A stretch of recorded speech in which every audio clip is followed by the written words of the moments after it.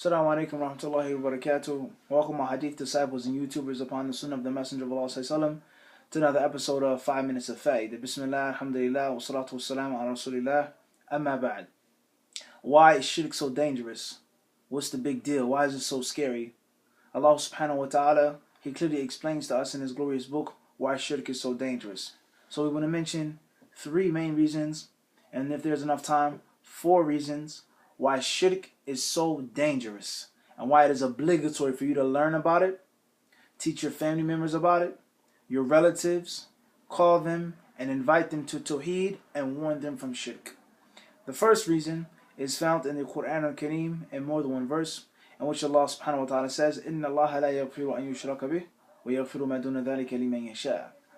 What is translated to mean, verily, Allah forgives not for shirk to be made with Him, but He forgives whatever is besides shirk to those whom He pleases, subhanahu wa ta'ala.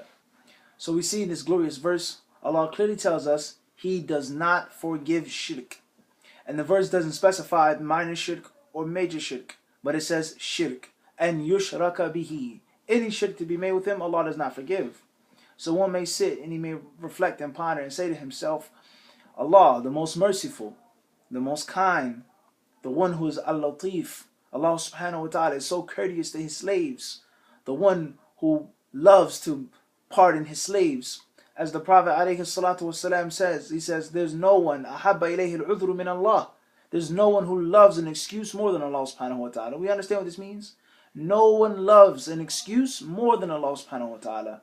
وَلِذَلِكَ بَعَثَ الرُّسُلُ. He says, for that reason He sent the mubashirina and the mundhirin, the bearers of glad tidings and the warners.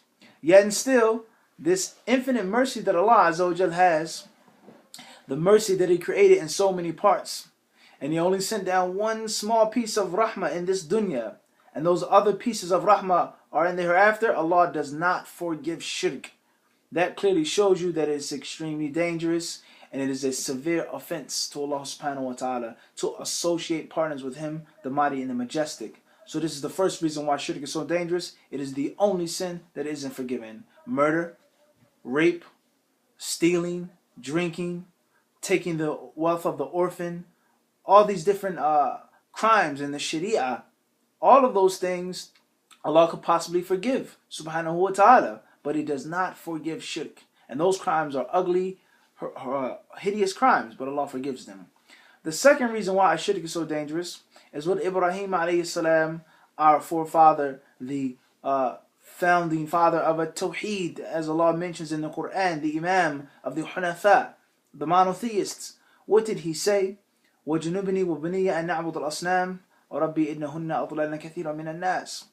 Ibrahim alayhi salam, from the things that he begged Allah for and to protect him from and his children, he said, "Oh my Lord, ujnubni." He says, keep me far away from idols. وَبَنِيَّ. He says, me and my children.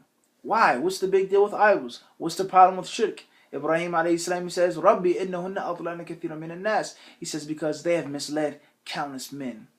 And among that word nas are those people that were intellectuals, people that had great minds, people that had a large amount of intelligence and understanding of many things.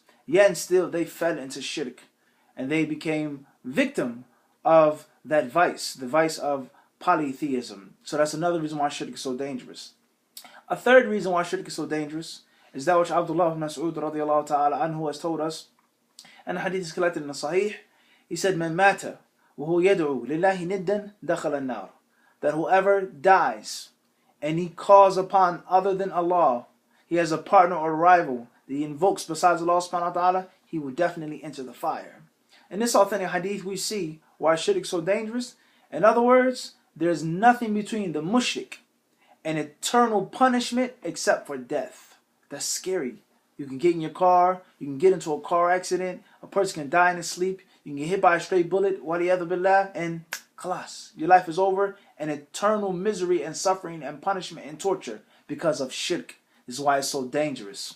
It says in another narration, the hadith of Jabir radiallahu anhu, and it's also collected in the Sahih, the Messenger of Allah alayhi salatu wasalam, he says, "Man laqi Allah la yushriku bi shay'an dakhila al-jannah, wa man laqi Allah yushriku bi shay'an dakhila an-nar." He says, whoever meets Allah subhanahu wa ta'ala and he does not make any shirk with him, he will enter paradise.